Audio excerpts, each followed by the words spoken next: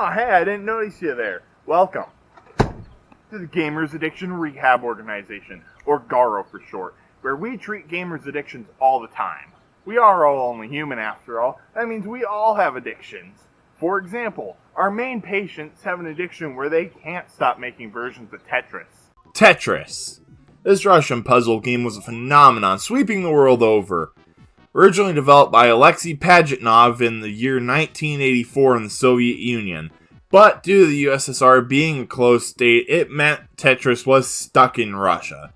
But eventually many different companies such as Bulletproof Software, Atari Games, and the Maxwell Corporation took interest in the puzzle game.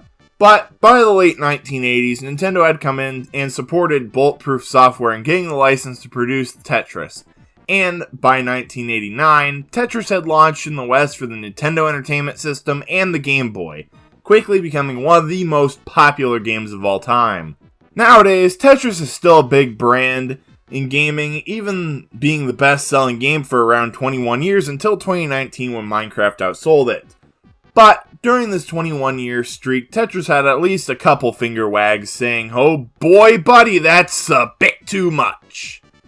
So let's talk about a couple of these games, and we might as well break out the Minecraft zombie scale to rate them.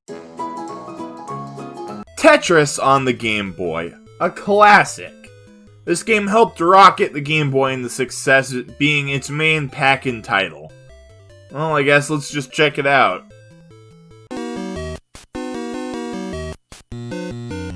Well, this is Tetris. Probably the most simple version of Tetris I'll cover. We have 3 songs, and that's about it. It's addicting, though, that's always good. Beyond that, if you have a Game Boy and don't have Tetris, what's wrong with you? Oh, and also 4 out of 4 Minecraft zombies. Now we have Tetris on the mobile phone. Originally, I was going to talk about the EA version and how awesome it was, but then I found out it was kind of dead. So I had to find a different version of Tetris on the phone, and I found one, and it's decent. Feels solid, there are multiple different themes for you to choose from, so that's pretty cool. But the app takes quite a bit to load, and it also has ads, so that's pretty annoying. But I mean, hey, if you've ever learned the alphabet, you know that adds up to a solid 2 out of 4 Minecraft zombies. Moving over the home consoles now, we have Tetris Party Deluxe for the Wii. This version of Tetris actually has quite a bit of content. Now, we have the normal Tetris, which is obviously normal.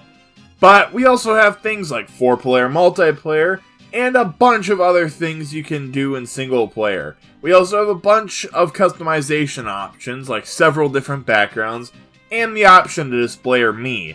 Oh, and speaking of Mii, there's also a profile system in the game to save your high scores, and you get to pick your Mii for it, so that's pretty cool.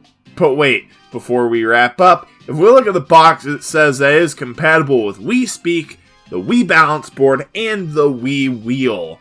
Now, I don't have Wii Speak or the Balance Board, but I do have a Wii Wheel, so let's try that. I have never been so immersed. 4 out of 4. Alright, so I was originally going to talk about the NES version of Tetris, but now I want to complain that my Retron 3 stopped working, so I guess I'm not reviewing the NES Tetris. But I do know this game doesn't have the normal Tetris theme, so, automatic negative 3 out of 4 for me. Tetris Worlds is a weird version of Tetris on the GameCube, Xbox, PS2, and Game Boy Advance. The reason I define it as weird is because the game has a plot. The plot's about stars going boom, and I mean, it's not that deep, but I mean, hey, most Tetris games can't say they have a plot, so that's one point of Tetris Worlds.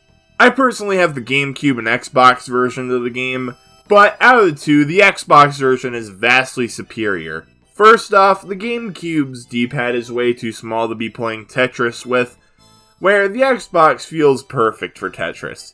And second is on the Xbox version, it allows you to play music you have saved on your Xbox's hard drive. This is really nice because the game doesn't include any of the original Tetris music, So you know what? Just combine Tetris and your favorite album and bam, you get 3 out of 4 Minecraft zombies.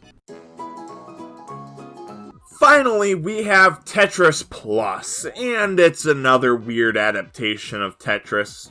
This time you're an archaeologist looking for treasure. I mean, hey, at least this one makes more sense in Tetris Worlds. You have 2 main modes, and oh boy, this was made for 2 players.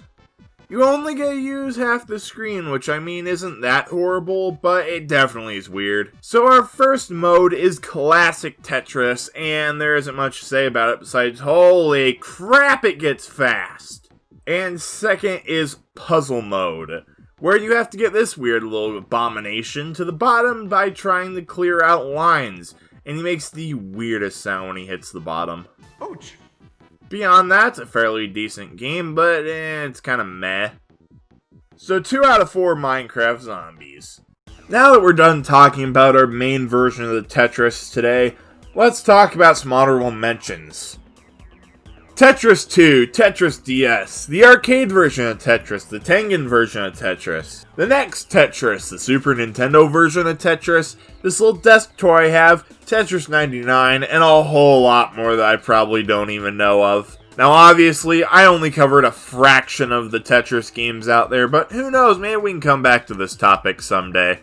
So that was intriguing. There are a lot of versions of Tetris, but it does get to be a bit too much, though it is nice having so many versions so you can play it on all kinds of different consoles.